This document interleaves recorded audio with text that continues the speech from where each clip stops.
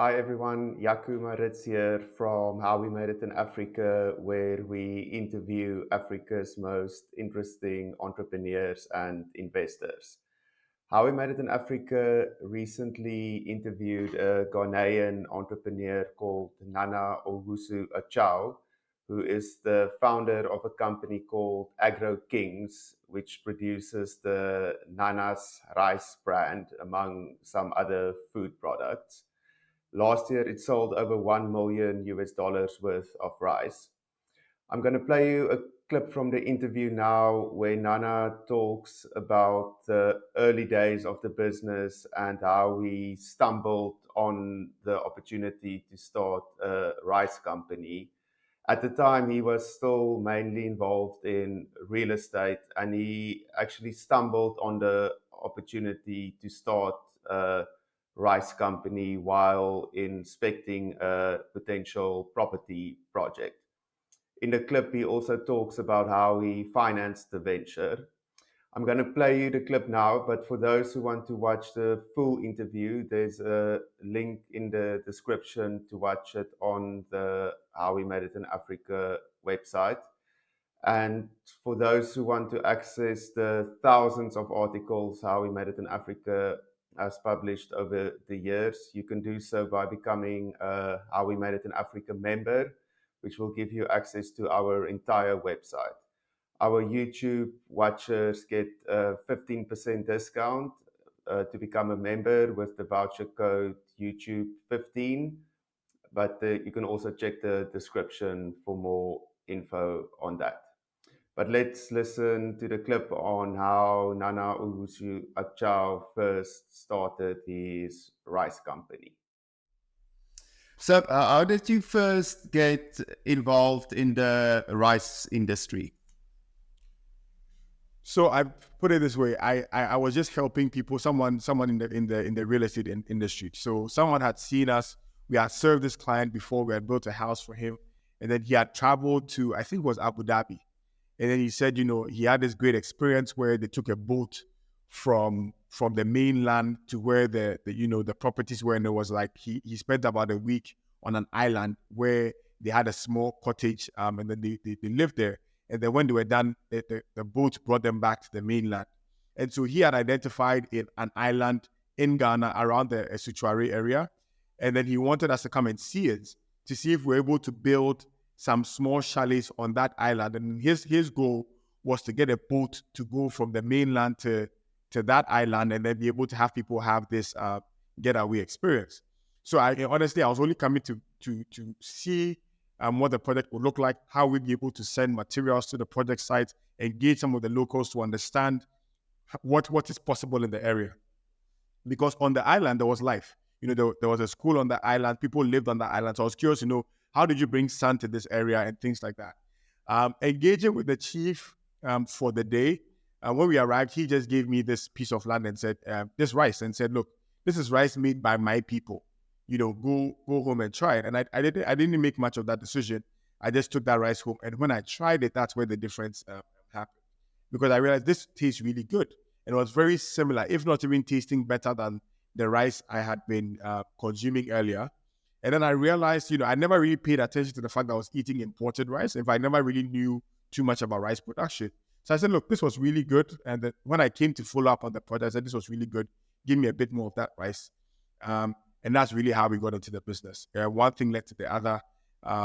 More specifically, I agreed with the guy. I was like, look, what made you produce this kind of quality? And he said, look, there's a training that when you go through, you're able to produce a certain quality of rice and from a certain variety.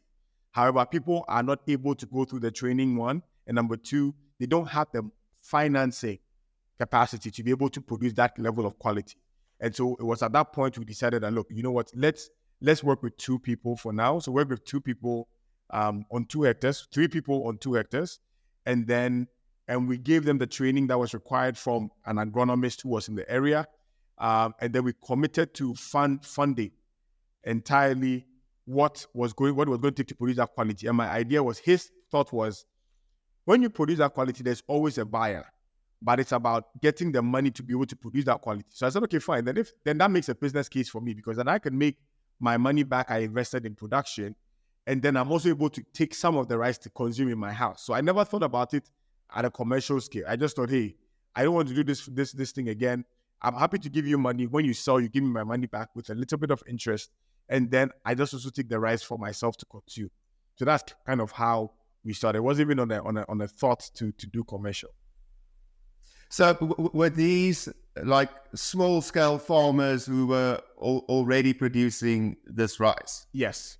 So there were small scale farmers who were already producing rice. They just didn't have the skill to produce that quality, the variety, and then the funding to be able to do it. So in fact, I'd asked the trainer, are you able to give me 2 of your best people who can help to make this project work? Because I sold to him the idea that if it works, we're happy to continue to produce this quality, and more of my friends would be happy to probably consume this quality of rice. So that was the thinking. So he got me the first 2 who he had already worked with before, and then that's how we kind of scaled them up. Okay, interestingly, 6 years down the line, we continue to work with some of these farmers. They've only expanded their farm sizes, and their quality of life has significantly. Okay, gotcha. So how did the venture then grow from those initial few farmers and you basically just consuming it for yourself? So between those 2 farmers, they did the first lot. The following cycle, we did about 25 farmers. So we grew from 2 farmers. Then the following season, we grew to 25 farmers. At the point where we were 25 farmers, that's why I identified a problem. Because for the 2 farmers, whenever I visited the farm, it was easy to be able to look at their farms. But when there were 25 farmers in different locations, being able to go through all those different locations was a problem. Because the infrastructure in the community was not built out very well. So getting a motorbike, even in a week, I was not able to visit all 25 farms. So that's where there was a problem. So then we had an idea in that year that why don't we acquire maybe about 100 acres and then move these 25 farmers to that lot, so that when I drove to our lot, we'll be able to see all the farmers in a single location. That was the initial idea. On my way to find the chief who was going to sell to me the 100-acre, I went through a banana farm, which was thousands of acres. I think at the time they said it was about 10,000 or 12,000 acres of just banana farm. And they were exporting more than 40 containers every day. That's where my inspiration came in, because I said to myself, why are we not doing this? Why are we not doing this for some of the products that we're able to produce in Ghana? And so when I got to the chief, he said, look, I have more than 20,000 acres. And I said, okay, then I'm happy to also take 10,000. So initially the thought was to do 100 acres. But then when he said he had 20,000 and I just seen this huge banana farm, I was inspired to do something better. Because I'd gone from working with 2 farmers to 25 farmers. And interestingly, this year, 2024, we are already working with about 4,000 or 5,000 farmers. And our goal by next year is to grow that number to 10,000 farmers. So now you've gone from 2 farmers in 2017, 2018, and in 2024, you're working with 5,000. And the goal is 2025, we should be able to get that number up to 10,000 acres. So we didn't think it was possible, but clearly we are on the path to being able to achieve what we have set ourselves out. So I hope that explains the context around how we got here. So when you were only working with those 25 farmers, what did the business look like at that stage? I suppose they obviously produced a bit more than you yourself and your immediate friends could consume.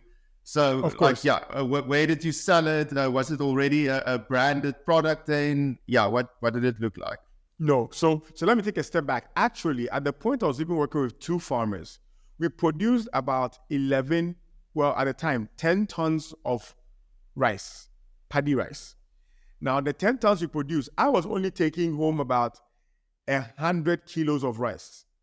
So in fact, there was a lot of rice that was still available. So what happened was they sold the rice to a middleman who takes the rice from the community and sends it to the market. And when they sell, they bring the money back, and that's how they were paying me.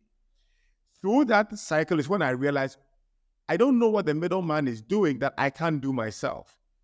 Because from the day they harvested, they said, Nana, you need to give us about a week for us to sell the product before we bring you the money back.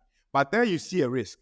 Because if they take the product to the market and they sell, and they don't bring the money back to me. I have lost. So I thought to myself, why don't I try to sell some of the rice myself? So in fact, at that stage, I then ended up selling some of the rice on that first time. So I didn't only consume what I was taking to my house. We decided to do a very simple packaging, and I could share some of the pictures of what that packaging looked like. It was a very basic sack. We did a packaging in a day. I actually put out a poll that said, hey guys, if we're thinking about selling some of our rice that we've produced, because through the process of growing the rice, I was posting some pictures so people knew I was doing some rice product, some rice production. So I said, hey, if we're going to sell our product, what is a good name to sell a good quality Ghanaian product? And our goal is to send this product all over the world. In fact, I specifically had in my mind Belgium, Germany, Holland. I don't know why that came to my mind, but I just thought, how about we're able to sell this product on the shelves of Holland or somewhere anywhere else in the world? So I wanted a name that when it was seen on the shelves, it will clearly show it was Ghanaian. So I just put out this poll online, and then I got a lot of suggestions. People give local names. But then the name that resonated with us most was Nana's Rice. In fact, I didn't like it at the time because that was my name as well. And I never thought to myself, I wanted to have a brand with my name on it. That wasn't the thought. But the truth of the matter is, I keep saying, if you speak to 10 Ghanaians, the probability that one of them has Nana in their name is high. So in fact, it is the most common Ghanaian name. And in fact, it's a name, it's a title, and Nana from Ghana was a rhyme that was used a lot while I was in the US. So really, I thought to myself, let's use Nana. It's easy to pronounce, it has a good ring to it, and that's kind of how Nana's Rice came about. So there wasn't a brand initially. I just pulled that online and I did that. So we went on after getting the name to produce a very simple packaging. It was Nana's Rice. We branded it on the sack. And then I just put it online. In fact, I put it on my WhatsApp to say, hey, we are selling rice. This is the price. And I think I sold in 2 hours all the stock I had. That was why I saw we have a business. Because in 2 hours, I was able to sell all. People were happy to take the product. And then the feedback came that, hey, Nana, can we get more of that rice that you sold to us? And I said, no, we're now going to produce. So it looked like it was the demand drove my scaling up. Because a lot of people who had tried the product said, this is really good and want to try it again. And so that's what drove from 2 to 25. And I knew that if we continued on that same trajectory, very soon we'll have a really good business. But again, at this time, I was still doing real estate. So it wasn't as though this was my main business. But in 2019 is when I was working with 25 farmers. And so by 2020, COVID hit, and then it made a lot of sense to be able to scale up from 25 to 100 to 300, and today we had 5,000 smallholder farmers. And in what year did you acquire your own farm? So in 2019, we started the process. It took us about 1.5 years to finalize that. So between 2019 and 2021. So in 2020, we moved into the land. We're having still some issues with some of the landowners, but we're able to get through it because they knew a lot of the people who were working with, the smallholder farmers were working with, loved working with us because we always paid them on time. The training clearly was improving their yield numbers. So for instance, I'll give you some numbers. So we used to work with farmers and give them, a traditional farmer was getting about 3 tons per hectare, 3.5 tons per hectare. When they worked with us, they almost doubled that number. So some of them were doing 5 tons per hectare, 6 tons per hectare. So that's where we saw that the farmers it was very easy to onboard farmers because they enjoyed working with us. We always supplied the inputs on time. We had regular meetings with them to just see, hey guys, how are you doing? How's your trainer? Is your trainer able to support you whenever you need the help? Are you getting a good response rate? And so we built a very good community amongst the farmers. And we gave them T-shirts to be wearing, which gave them a good sense of belonging. And so scaling up was not a very difficult thing.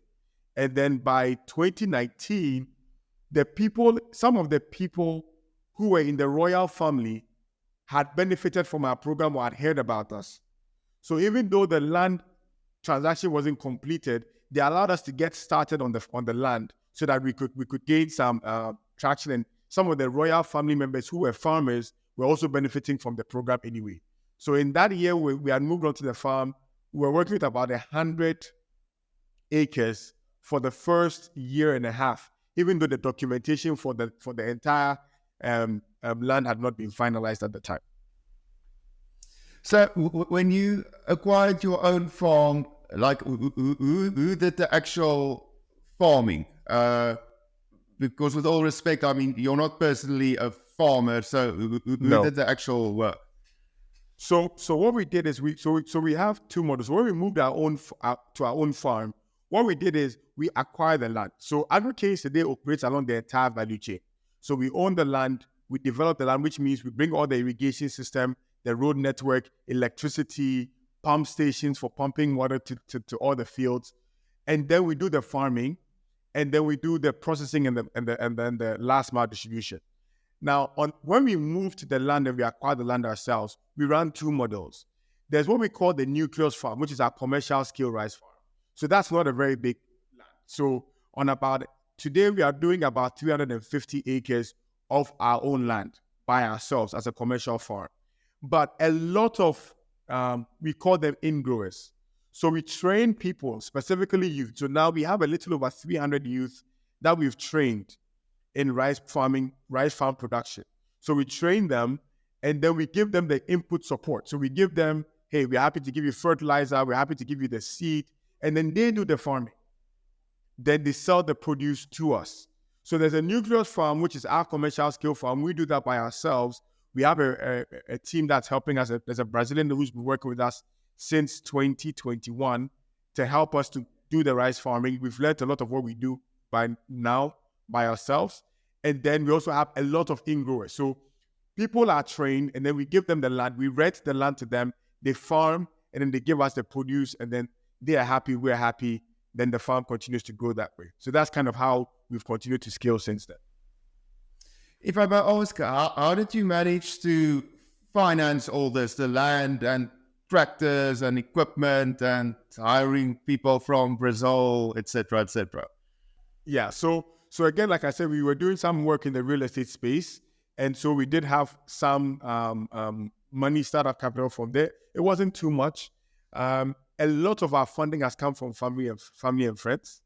I think what made a difference for a lot of people was they could see the final product in the market. So all that time we're self-financing. At the point where we're producing the next rice in the market, all that was self-financing. The first person who gave me money was an aunt who gave me £9,000. And that was to help us to scale our production to about 70 acres at the time. I won an award from a financial institution that also gave us about 150,000 seeds at the time. That was about $15,000 at the time. So we had, that. And then what we did, I think what happened really well was because I was resident on the farm, people saw my commitment to the project. So it wasn't very difficult raising money from family and friends because whenever they came to the farm, they could see what I had put my own money in. I also gained quite a bit of credibility on the real estate side in terms of the project that we had done and executed. And so getting people to give us money, so we started getting $10,000. We got some people $30,000. And then most of them, we did it 6 months payable, 1 year payable. So what happened is whenever we finished the planting cycle, we paid them their money back with the interest, and then we kept a bit of the earnings. And then we continued to roll that over and over again. And then because we're not doing commercial scale farming on a large scale, but it was smallholder farmer support, we managed to get some financial institutions to support the smallholder farmer with us being guarantees. So we became guarantors. So we didn't have to fund the smallholder farmer. We worked with the company who then provided support to the smallholder farmer, and Agro Kings became a guarantor for them. So that in the event that they defaulted or in the event that they were not able to honor their payment, then that payment will fall back on us. And because we monitored the farmers closely, most of them didn't default. In fact, we don't really have any default rates in the last 3 years. All our farmers end up taking the money, paying back in either 6 months or 8 months. And it's really worked very well for us. And that really has helped us to be able to scale our operation. So a lot of the tractors, and I don't own all the tractors. So some of them, I offer the options to some of my friends. So I say, hey, you know what, a harvester is $40,000. For every time it harvests, you're able to get $130. And this is the current size of our farm, or this is the current size of our smallholder farmer network. So some of them buy the product, buy the tractor or the equipment, and then as it works, we pay them from the smallholder farming that comes through. So it's almost like they offer a service and then they get paid for it, similar to Uber. So that's kind of the model that we run as well. So a lot of the equipment, though they are residents here, or we are their custodians, but we don't necessarily own the equipment ourselves.